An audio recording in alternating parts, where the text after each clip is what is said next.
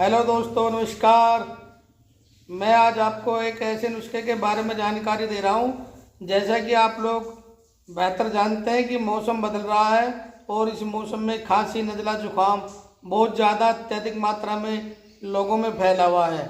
तो जो लोग खांसते खांसते पागल हो रहे हैं, रात को नींद नहीं आती, उनके लिए बहुत ही कारगर नुस्खा बता रहा हूँ।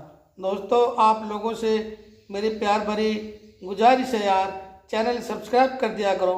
दोस्तों, आपका इसमें कोई पैसा नहीं लगता, बस इससे क्या होगा कि मेरी वीडियो की नोटिफिकेशन सबसे पहले आपको मिलेगी और ऐसी ही मालूमात, जानकारी अच्छी से अच्छी आपको मिलती रहेगी।